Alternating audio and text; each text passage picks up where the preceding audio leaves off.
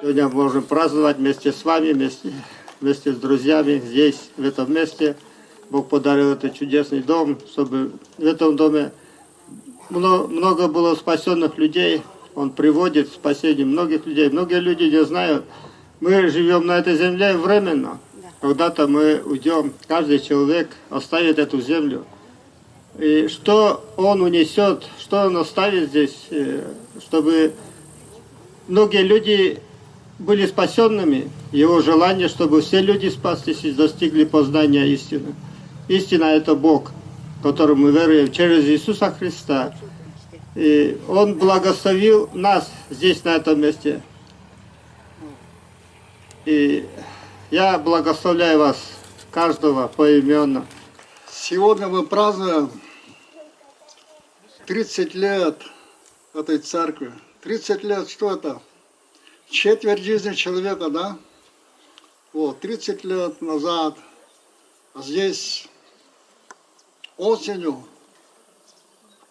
в библиотеке был праздник пожилых людей. И там мы впервые прочитали Евангелие, притчи Иисуса Христа. Я приехал было сюда, в администрацию. Вот, говорит, будет праздник, тогда придите, много у нас народу будет. Оказывается, день пожилых людей, но я не разочаровался, слава Богу.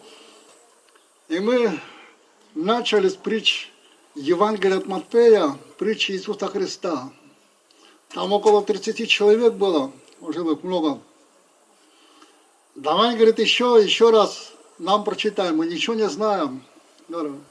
Слава Богу, потом каждую неделю, определенное время, начали приезжать сюда. И слава Богу, люди открыли свои сердца, то те пожилые даже женщины, которые говорили, ну, как, говорит, мы жили, уже перейдем в вечность, до сих пор еще не знаем Иисуса Христа, какой Он оказывается. Среди них были женщины, такие, которые просто в жизни, ну, не очень хорошие были, но примирившись с Иисусом Христом, они изменились до такой степени. Народ даже удивлялся, что с ними случилось. А с ними случилось, что они познакомились с Иисусом Христом. Я сам познакомился с Иисусом Христом было 35 лет назад. До этого тоже пропащий человек был, погибающий во грехе, но когда встретился с Евангелием, Евангелие Иисуса Христа мою жизнь изменило. Окончил библейскую школу, когда библейскую школу окончил, я говорю, это я знаю, то есть другие, это удмурты, в деревнях, поселках не знают. Куда поехать? В городе я живу, поехал в Южную автостанцию, не было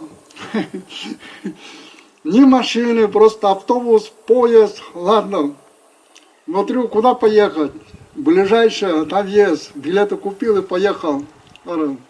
Вот так с администрацией познакомился в библиотеке.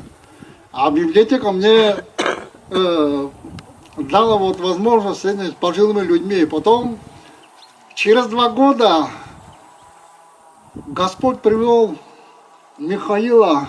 Я говорю, как это? 2 года, говорит, уже здесь собирается, читает Евангелие. Я, говорит, еще только узнал, слава Богу, совсем незнакомых посторонних людей. Кровь Иисуса Христа нас сделали родными, близкими. Даже я чаще ездил, приезжал к Нему, чем своим родным братьям. Вот мой брат Анатолий там сидит. Даже очень-очень редко, за полгода, наверное, а братьям, которые уже знают Иисуса Христа, желают читать Евангелие, к ним хочется еще идти, служить и работать, слава Богу. И сегодня вот прошло уже 30 лет. Слава Богу. С Муллой разговаривал, я попаду в рай или нет. Он говорит, делай большие добрые дела, принеси сюда в мечеть денежки, и ты попадешь в рай. Я ходила и ничего хорошего не находила. А потом подружка мне говорит, приходи в церковь, прими Иисуса Христа как своего Спасителя. Я пришла к Иисусу, вот уже сколько лет, 7-8 лет я служу удмуртскому народу. Вот. Дорогу молитвам людей уступи. Бесшумные крылья, могучие крылья. Мой друг, сегодня ты избирай.